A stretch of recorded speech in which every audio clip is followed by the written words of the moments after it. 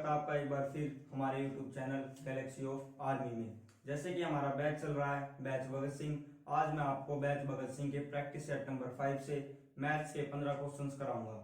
आज जो मैं आपको क्वेश्चंस कराऊंगा उन क्वेश्चंस का लेवल बिल्कुल आपके आर्मी एग्जाम से रिलेटेड होगा। तो आपका ज्यादा समय ना लेते हुए आइए स्टार्ट करते हैं हम अपने फर्स्ट क्वेश्चन से। तो क्वेश्चन नंबर 1 है हमारा कि 200 एवं 300 के बीच ऐसे कितने अंक होंगे जिन्हें 13 से विभाजित किया जा सकता है। तो क्वेश्चन नंबर 1 है 200 से 300 के बीच ऐसे कितने अंक हैं जिन्हें हम 13 से विभाजित कर सकते हैं। तो 200 को 13 से डिवाइड करते हैं तो आपको एक पूर्ण संख्या लेनी है। अगर वो 13 से डिवाइड करने के बाद पॉइंटों में आ रही है तो आपको पॉइंट के बाद की संख्या नहीं लेनी। तो 13 से डिवाइड करेंगे तो आएगा 15, और जब 300 को हम 13 से डिवाइड करेंगे तो आपका आएगा 23। तो 15 और 23 के बीच कितना गैप है, 8। तो 200 और 300 के बीच ऐसी 8 संख्या है जो आपकी 13 से डिवाइड होंगी। तो अगला क्वेश्चन है एक रूम बॉक्स का क्षेत्रफल निकालें जिसके विकर्ण 16 सेंटीमीटर और 18 सेंटीमीटर है। तो क्वेश्चन नंबर 2 है विकर्ण दे रखे हैं 16 सेंटीमीटर और 18 सेंटीमीटर। तो बोल रहा है कि एक रूम बॉक्स का क्षेत्रफल निकालना है जिसके विकर्ण 16 सेंटीमीटर और 18 सेंटीमीटर हो।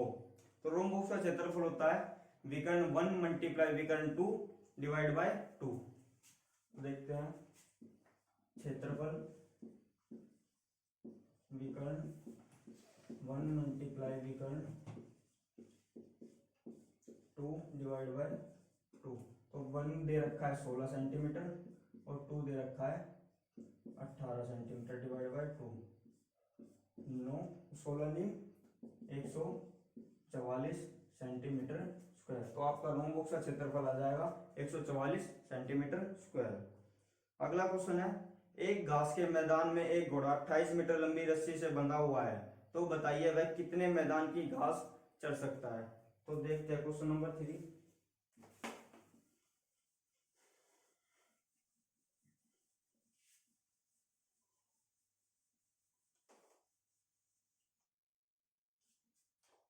क्वेश्चन नंबर 3 एक घोड़ा 28 मीटर लंबी रस्सी से बंधा हुआ है।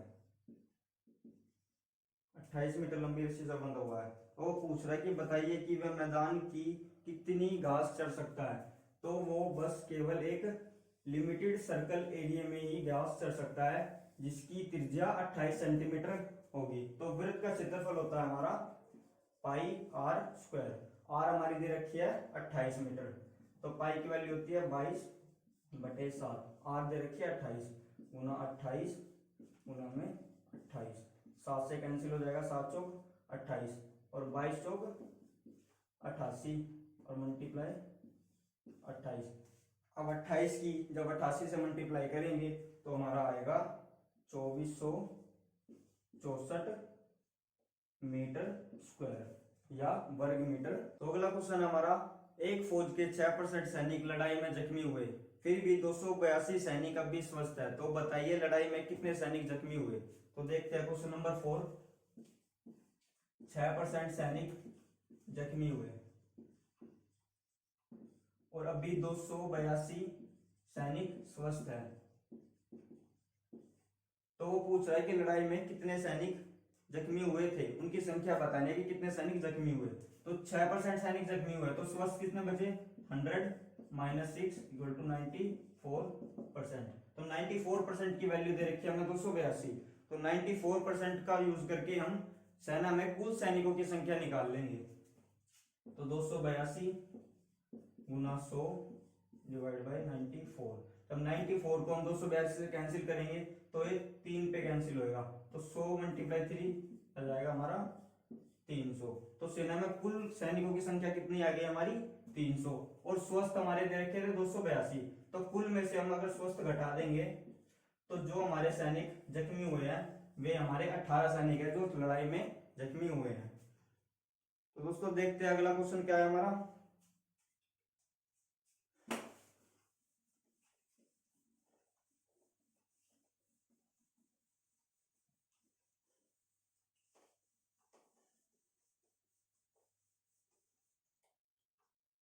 अगला क्वेश्चन है question number 5, M square plus 11 mn plus में 18 n स्क्वेयर, इसके हमको गुणनखंड बताने कि इनकी इस समीकरण के गुणनखंड क्या होंगे। तो जब भी ऐसा क्वेश्चन हो सबसे पहले फर्स्ट का कोफिशिएंट देखना है कितना है, और जिसके आगे कुछ नहीं दिया होता तो वो 1 होता है, और लास्ट का कोफिशिएंट देखना है लास्ट का कितना है, लास्ट का है 18, 1 और 18 की मल्टीप्लाई कर देंगे तो 18 आ जाएगा। अब बीच वाले को उन दो भागों में बांटना है कि मल्टीप्लाई करने पे तो 18 है और प्लस माइनस करने पे 11। तो ऐसी दो संख्या है 2 और 9 कि मल्टीप्लाई करने पे उनको 18 आ रहा है और प्लस करने पे 11। तो फर्स्ट और लास्ट का यूज करके बीच वाले को चेंज करना है, बीच वाले में चेंज होगा, ना ही फर्स्ट में चेंज होगा और ना ही लास्ट में। तो देखते हैं अब m square plus 2mn plus 9mn plus में 18n स्क्वेयर, इन दोनों का यूज करके ये दोनों सेम है, बस हमने 11mn को 2mn प्लस 9mn लिखा है। अब इन दोनों में देखना क्या कॉमन है, और इन दोनों में कॉमन है m, तो अंदर बचा m और यहां बचा प्लस 2n प्लस इन दोनों में कॉमन आ रहा है हमारा 9n, अंदर बचा वो m प्लस 2n। जब भी ऐसा क्वेश्चन होगा अगर अंदर के सेम आ रहे हैं, यहाँ भी m प्लस 2n है, यहाँ भी m प्लस 2n है, अगर अंदर के सेम है तो आप क्वेश्चन सही कर रहे हो, अगर अंदर के आपका सेम नहीं आ रहे हैं तो आपका क्वेश्चन गलत है। अब देखते हैं हमारे क्वेश्चन अंदर के दोनों सेम आ रहे हैं तो इन दोनों को एक बार लिख लेंगे m प्लस 2n, और जो ये है इनको एक बार m प्लस 9n। देखिए कितना इजी क्वेश्चन था कि m square plus 11mn plus 18n square के गुणनखंड बताइए।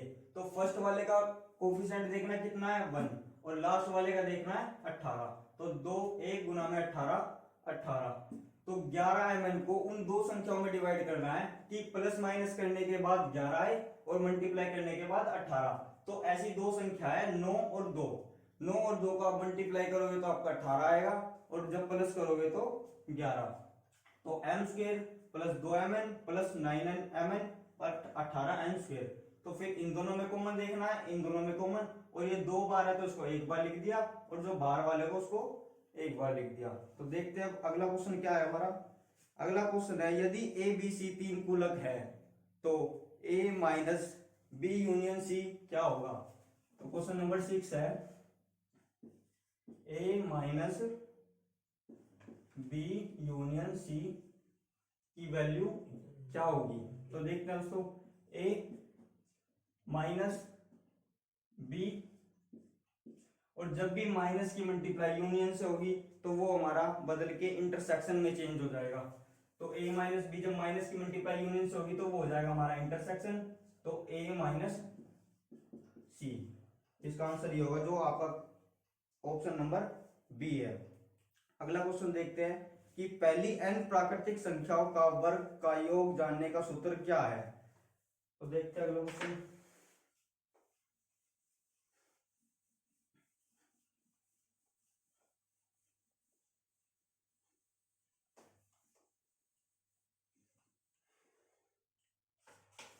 तो दोस्तों क्वेश्चन नंबर 7 है, वो पूछ रहा है कि पहले n प्राकृतिक संख्याओं के वर्ग का योग जानने का सूत्र क्या होता है। तो इसका सूत्र होता है n प्लस में 1 2n प्लस 1 अपॉन 6, ये इसका सूत्र होता है कि पहली n संख्याओं के वर्ग का योग जानने का सूत्र। अगला क्वेश्चन है हमारा क्वेश्चन नंबर 8, 2 6 8 24 का ज्यामितीय माध्य क्या होगा। क्वेश्चन नंबर 8, 2 4 6 2 6 8 और 24 का ज्योमेट्रिक मीन या ज्यामितीय माध्य क्या होगा। तो देखते हैं इसका माध्य होता है रूट, जितनी भी संख्या दे रखी हो उतना रूट आ जाएगा। जैसे 4 संख्या है तो इसका 4th रूट आ गया, और इन संख्याओं के आपस में मल्टीप्लाई, तो 2 गुना 6 गुना 8 गुना 24, तो 4th रूट इनकी जब आपस में आप मल्टीप्लाई करोगे तो 2300 4 आएगा। तो आप फोर्थ रूट को आप ऐसे भी लिख सकते हो, तो 2304 की पावर 1/4। तो 2304 किसका स्क्वायर होता है? 2304 होता है 48 का स्क्वायर, और मल्टीप्लाई में दे रखी है 1/4। तो 2 से 2 कैंसिल हो जाए, 2 से 4 कैंसिल हो जाएगा, तो 48 की पावर आ जाएगी 1/2, जिसे हम √48 भी लिख सकते हैं। तो इसका आंसर आपका आएगा √48। अगला क्वेश्चन देखते हैं दोस्तों। अगला क्वेश्चन क्या कह रहा है? अगला क्वेश्चन कह रहा है sine theta plus cos theta का अधिकतम मान क्या होगा। तो question number 9, sine theta plus cos theta का अधिकतम मान क्या होगा। साइन थीटा और कोस थीटा का अधिकतम मान होता है √2। इसको पता करने के लिए आपको साइन थीटा और कोस थीटा की वैल्यू पता होना बहुत जरूरी है। तो sine theta plus cos theta का अधिकतम मान होता है √2। तो देखते हैं दोस्तों अगला क्वेश्चन क्या है। अगला क्वेश्चन है राम की उम्र उसके पिता की उम्र से 1/3 है और दोनों की उम्र का योग दे रखा है 60 वर्ष। तो बताइए राम की उम्र क्या होगी। तो क्वेश्चन नंबर 10, राम की पिता की उम्र मान ली हमने x, तो राम की उम्र कितनी हो जाएगी? उसके पिता की उम्र से 1/3, तो x/3, और इन दोनों की उम्र का योग दे रखा है हमें 60 वर्ष। तो x प्लस x/3 कितना दे रखा है? 60। अब इनका ले लेंगे हम एलसीएम, तो 3x प्लस x/3 हो जाएगा 60। अब ये 3 इस साइड डिवाइड हो रहा, तो उस साइड जाके क्या हो जाएगा? मल्टीप्लाई, और 3 और 1 4x, 6 18 और 0। जब 4 से इसे डिवाइड करेंगे तो x की वैल्यू आ जाएगी 45। तो राम के पिता की उम्र आ गई 45। तो राम की उम्र कितनी आ जाएगी? राम की उम्र आ जाएगी 45/3, जो है 15 वर्ष। तो देखते हैं दोस्तों अगला क्वेश्चन क्या है मेरा। अगला क्वेश्चन है 6x² - 13x + 5 के गुणनखंड क्या होंगे। तो देखते हैं दोस्तों अगला क्वेश्चन क्या से होगा हमारा।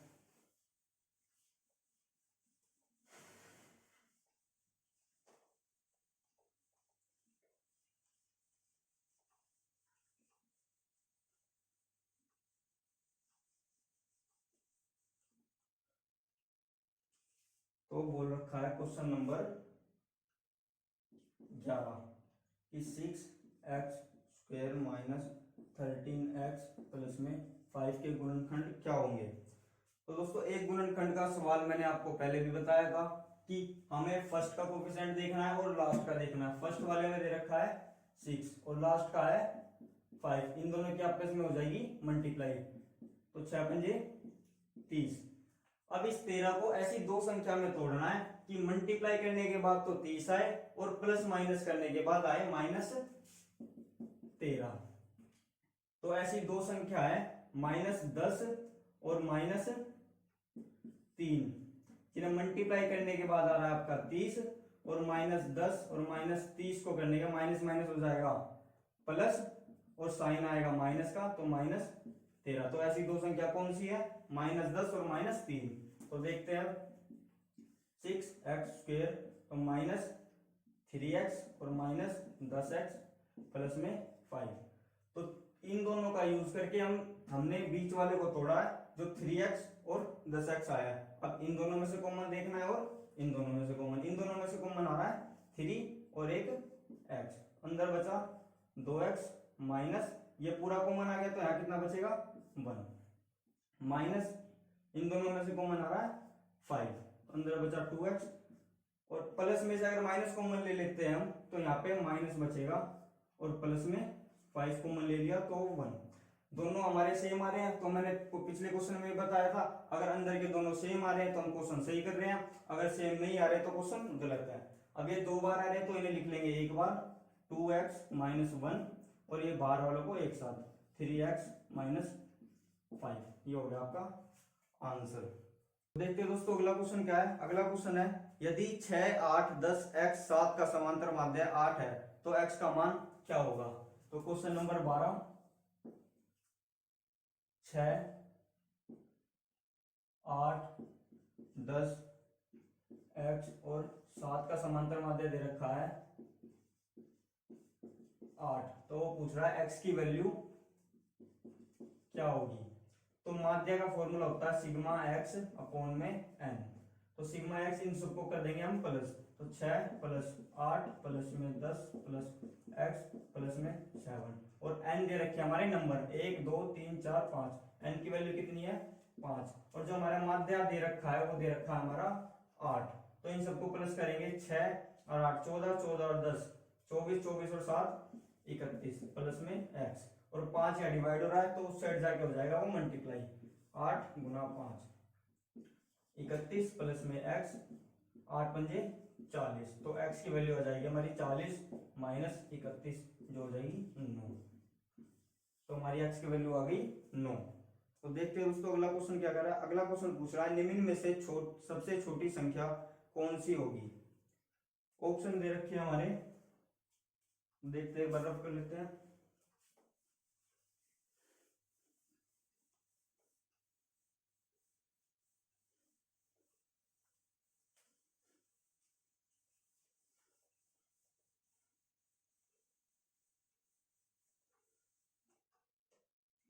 तो क्वेश्चन नंबर 13 है। क्वेश्चन नंबर 13 देखा है कि इनमें से सबसे छोटी संख्या कौन सी होगी। ऑप्शन दे रखे हैं 2/7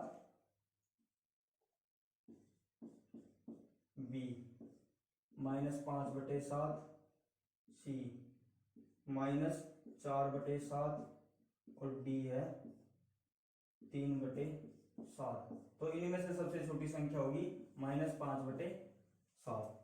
अगला क्वेश्चन है यदि कूलक ए में 5 12 20 30 है तथा कूलक बी में 3 5 15 18 20 है तो ए इंटरसेक्शन बी क्या होगा। देखते हैं अगला क्वेश्चन। सुनो, ए में दे रखा है 5 12 20 और 30 और बी में है 3 5 15 18 और 20। अब वो पूछ रहा है ए इंटरसेक्शन बी क्या होगा। इंटरसेक्शन का मतलब होता है कॉमन, कि ए में और बी में क्या कॉमन है। तो ए और बी में कॉमन है, एक तो 5 कॉमन है और एक 20। तो ए इंटरसेक्शन बी में क्या आ जाएगा 5 और 20। तो अगला क्वेश्चन है हमारा, अगला क्वेश्चन है 15वां क्वेश्चन जो हमारा आज का लास्ट क्वेश्चन है कि कितने समय में कौन सा धन अपने से 3 गुना हो जाएगा यदि साधारण ब्याज की दर 10% प्रति सैकड़ा वर्ष हो। तो दोस्तों ये क्वेश्चन मैं आपको देता हूं होमवर्क के लिए कि कितने समय में कौन सा धन अपने से 3 गुना हो जाएगा यदि साधारण ब्याज की दर 10% प्रति सैकड़ा हो। तो ये थे दोस्तों आज के हमारे 15 क्वेश्चन। अगर आपको वीडियो अच्छी लगी हो तो आप लाइक करना, कमेंट करना, शेयर करना और चैनल को सब्सक्राइब करना ना भूलना। जय हिंद दोस्तों।